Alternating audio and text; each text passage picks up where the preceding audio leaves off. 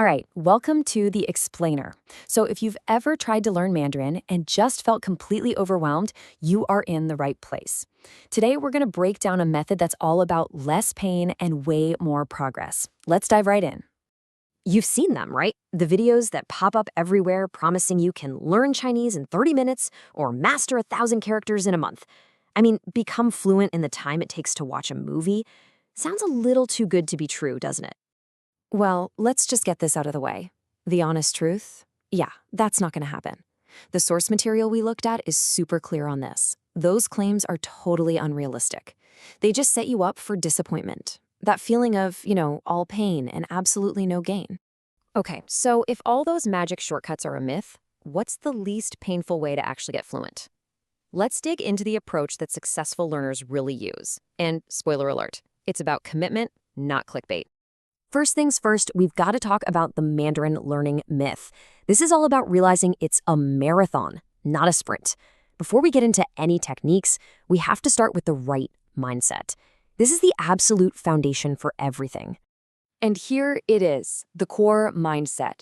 You have to see this as a long-term commitment. Seriously. Learning a language like Mandarin takes years of consistent effort. We're not talking weeks or days here. It's about building a real deep connection with the language over time. And just to be super clear, there are no magic hacks. There isn't some secret trick that's going to get you there overnight. The whole point isn't to find a shortcut, it's to find a process that you can actually stick with, something sustainable, and maybe even enjoyable for the long haul. Okay, so now that we've got that mindset locked in, let's talk about a more natural way to do this. We're going to look at the method of some really successful learners. And get this, some of them got fluent without ever even going to China. So you gotta wonder, right? How did these learners get so good without traditional study? The source author was kind of puzzled by this too. They were seeing students having full-blown natural conversations, and they did it mostly on their own. So what was their secret? Well, the method is something called immersion learning, and it basically relies on one main activity: listening. A lot. The short answer is listening. And honestly, the long answer is also listening. It's about constantly hearing the language as much as you possibly can. And think about what that means. With immersion, you can pretty much drop the textbooks. You can stop memorizing endless flashcards. You can let go of all those rigid grammar drills. It's about just submerging yourself in the language. It feels way more natural. So why does this work so well? Well, it's about learning like a child, but with adult superpowers. To really get why this is so powerful, we just have to think back to how every single one of us learned our first language. I mean, think about it. When you were a kid, you didn't memorize rules or use flashcards, right? Your brain just soaked up thousands and thousands of hours of input. It learned from context, and everything just happened naturally.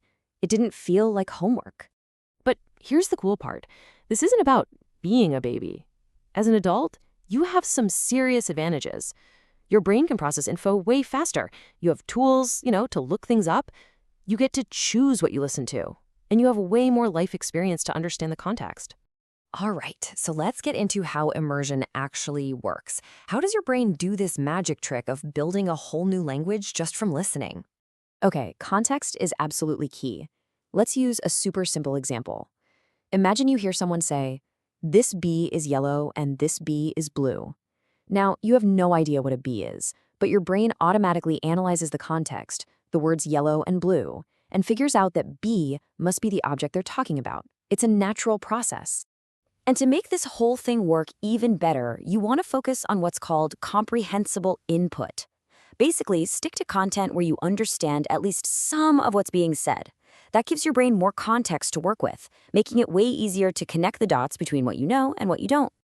Okay, so this all sounds good in theory, right? But now for the big question, the too busy problem. What if you just don't have hours to sit down and learn? I mean, this is the reality for most of us, isn't it? I'm super busy. I don't have hours a day to dedicate to this. You've got work, family, a million other things. Finding that dedicated study time can feel pretty much impossible. Well, here's the solution. It's called passive learning. This is the real game changer. It's just the act of listening to Mandarin in the background while you're doing something else. You're creating this little environment where learning just happens almost on its own. And you can squeeze this into so many parts of your day, like while you're doing chores, the dishes, laundry, during your commute, whether you're driving or on the bus, while you're at the gym, or even just as you're getting ready in the morning. Just having it on, it makes a huge difference. Okay, let's wrap this all up. Let's talk about your path to fluency and the key takeaways here. So here it is, the real path. First, prioritize listening and absorbing over hardcore studying. Second, be consistent. A little bit every single day is so much better than cramming once a week. Third, follow your interests. Choose content you actually like. And finally, just give it time. Let the language become a natural part of you. At the end of the day, this isn't about finding the perfect app or the perfect book. It's just about starting to listen. So the only real question is, what's the first thing you'll listen to?